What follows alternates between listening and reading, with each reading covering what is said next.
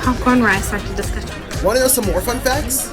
Isn't it awesome to see some of your favorite content creators and favorite people, honestly, you follow here on this app, be a part of this amazing community called the Nerd Initiative?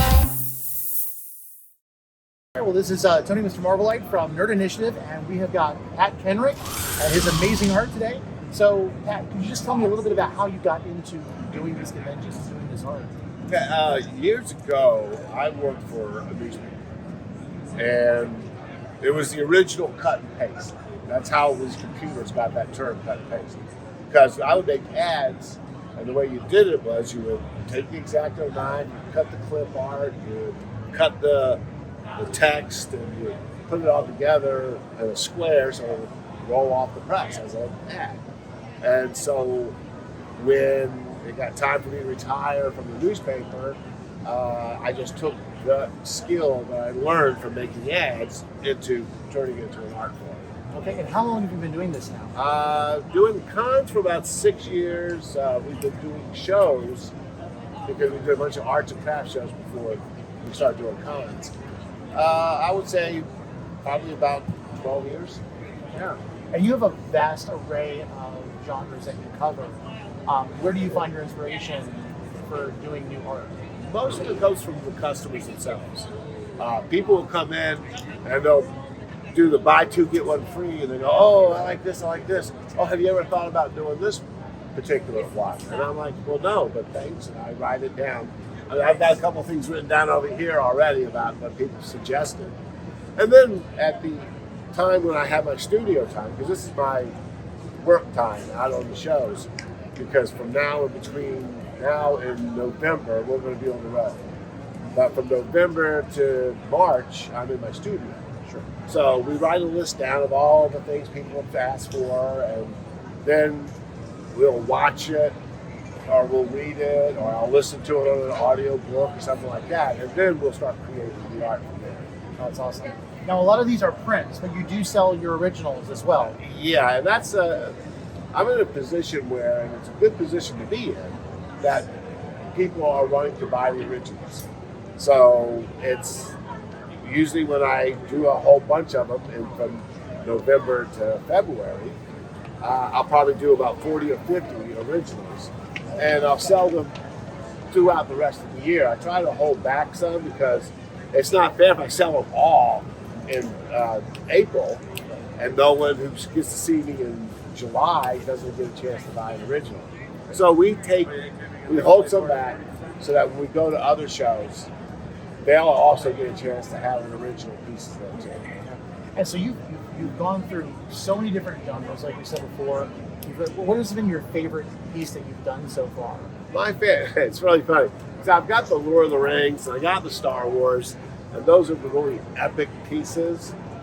My favorite piece is the Rorschach that I did from Watchmen. And it's one of those, it just happened perfect.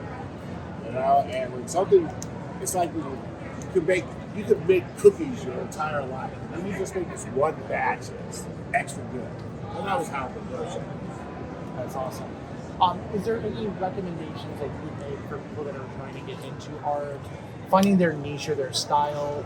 What advice would you give them? My first advice would be go digital. Right? I'm old school, but there's going to be a paradigm shift in this industry. It's already happened, really. If you go up and down Artist Alley, or you come to these other artists over there, they are digital, and it's digital's.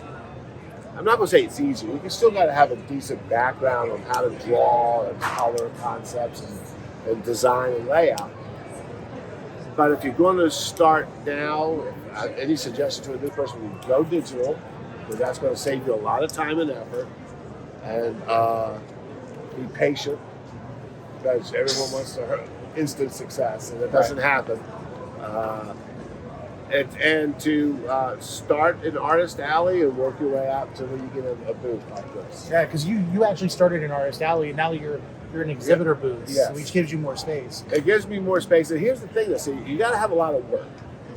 Because I was talking to a young artist on Friday, and he's really talented, very good. But he's got only a certain amount of art. And if you only have like Star Trek stuff, you're missing out on so many other genres. Right. So I try to do a little bit of everything. So that way I can cover a lot of different bases. Not everybody likes anime. And not everybody likes Star Wars, or not everybody likes Lord of the Rings. So, but enough people do that if you have it, they'll come. And I will say, one of the things that I've always noticed coming into your booth, because we've been interacting for a while, is a lot of people, when you're on these floors, they can be very hard on your feet. And you always make sure that you have padding on your booth, not so much for the customers, but for yourself as well. Because you've got to be comfortable when you're doing this. Well, here's the thing. I mean, the very first, this is from experience, you learn these things. First time I did an indoor show, it was on this type of concrete. It's by Sunday, your legs and feet are screaming at you. You don't even want to stand up because they just hurt so bad. So it was like, I would never do this. I didn't put something down here that I could stand on and my feet are comfortable. Yeah. Always take care of yourself. Right? That's the most important thing. Well, Pat, thank you so much. Pat, you kind of changed the way your logo looks. It looks beautiful. If you're not following him, you can follow him on Instagram. Also, he has his own website, Facebook page, Facebook page. And thank you so much. Appreciate it, brother. All right.